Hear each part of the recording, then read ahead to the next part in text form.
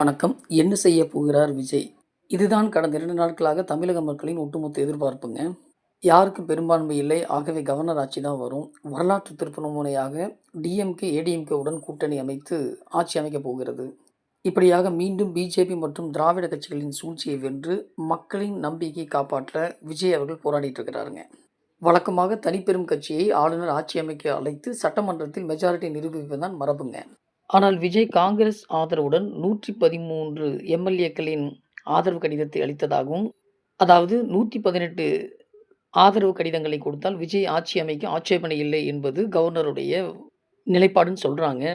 இதற்கு முன்பு வெற்றி பெற்ற பிறகு இதேபோன்று தாமதிக்க ஆந்திராவில் என்.டி. ராமராவ் அவர்கள் தனது எம்எல்ஏக்களை கூட்டிக் கொண்டு டெல்லியில் முற்றுகையிட்டது போல விஜய் செயல்பட வேண்டும் என்று வரலாற்று உதாரணம் சொல்றாங்க.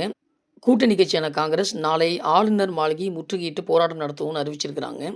அதெல்லாம் சரிங்க. பாஜக உள்ளே வரக்கூடாது, மதவாதத்தை வேரூன்ற விடமாட்டோம் அப்படின்னு பேசிட்டு இருக்கிறவங்க, விஜய்க்கு தேவையான 6 தொகுதிகளை வகிச்சிட்டு இருக்கிற விடுதலை சிறுத்தைகள் கட்சி மற்றும் 2 கம்யூனிஸ்ட் கட்சிகள் ஆளுநர் தாமதிக்கிறார், விரைவில் அவரை ஆட்சி அமைக்க அழைக்க வேண்டும் என்று சொல்லிட்டே இருக்கிறாங்க. ஏன் ஆதரவு கடிதத்தை இதுவரை தரமாட்டேங்கிறாங்க அப்படின்னு புரியலைங்க. இது அத்தனையும் லைவ்ல தமிழக மக்கள் பார்த்துட்டே இருக்காங்கன்னு எல்லா கட்சி தலைவர்களுக்கும் தெரியுங்க. இப்படியான சூழலில் சரித்திர வெற்றி பெற்றிருக்கிற விஜய் அவர்கள் சிஎம் நாற்காலியை கைப்பற்ற சாணக்கியனாக மாறுவாரா என்பதை உங்களைப் போலவே நானும் தெரிஞ்சுக்க ரொம்ப ஆர்வமா இருக்கேங்க.